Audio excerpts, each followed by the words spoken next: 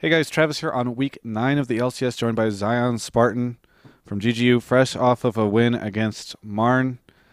So that game, it seemed like MRN was really going to win that thing, and then you guys sort of started to come back. Was that the impression that you guys had while you were in the game? Like, did it feel as though you were losing a lot and then started to come back, or were you pretty confident the entire time? At the beginning, we were kind of scared because Mega Zero was playing Riven, and we really wanted to use Riven, but they picked it, so we were kind of scared that, oh god, he's using Riven. But we're just like, okay, if we get to late game, we've got Lux, we've got Kha'Zix, we'll just kite them back, and then we can initiate. But then it didn't turn out so well when he got first blood, and then Mega Zero kept getting more fed and fed. But then we realized like, let's just slow down, let's just play a safe game, and then we just like slowly got our composure back, and then we just caught him at Baron, and then we just turned the game around completely. So do you think it was that? Do you think it was what allowed you to come back? Was it the comps? Was it like the mistake they made of getting caught? What was it? Or was it just all of that?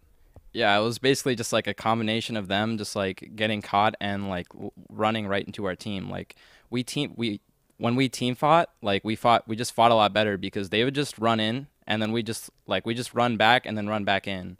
Like we just kite them back and then slowly like reinitiate and just kill them because they just like we're gonna keep going in, and there it was really easy to take them down. So correct me if I'm wrong, but this is Daydreaming's second week with you guys, right? Yeah, he's a great player. So yeah, so how did that work out? Like, did you guys realize that he was going to be doing so well, or is it just really like been sort of a cool surprise? Well, the whole situation kind of started when I woke up and looked on Twitter, and I'm like, oh, well, I guess we need to find a new support player. So that wasn't really a fun day. And then we're just like, hey, we can try Daydreaming now. He's a pretty good player from solo queue. Right. And then we try him out. And it's like, wow, this guy's really good. So we're really surprised, and we like the way he plays, like really aggressive. And it just ended up like meshing. We ended up meshing really well with him. So you still have Gente. In fact, we were talking a little bit about this, and you said that there's something going on with your beard. Do you want to tell me about that?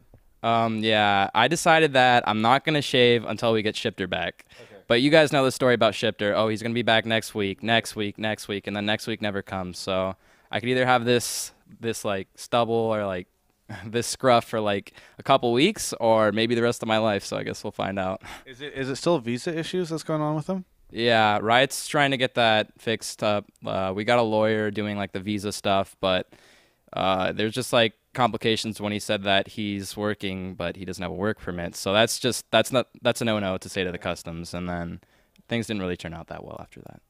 Lesson learned. So you guys are, it's now week 9. You got week 10 ahead of you, and that's about it. So how are you feeling going forward? Because I know you guys were having a really rough start, but lately you guys have been doing a little bit better. So are you really confident going into week 10? Do you guys think that you're going to start moving up? Are you? Is it? I'm not sure if it's possible for you guys to get top 4 at this point, but like what are your thoughts going into week 10?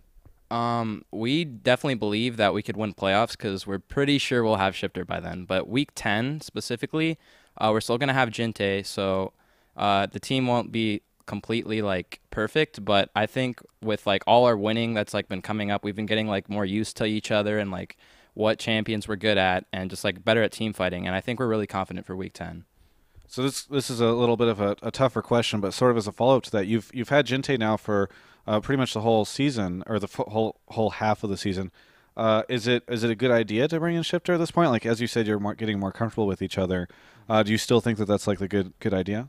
Jinte's a great player, but the problem is just like Shifter's just so much more aggressive, like kind of like the aggressive player we need. Like all 4 of us were just like aggressive players. We're just like, let's go in, let's go in, go in.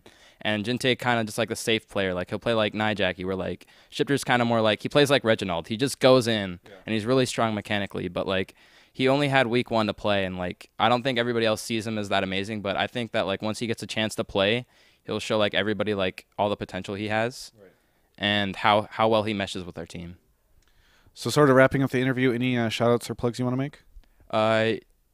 Shout out to Good Game University.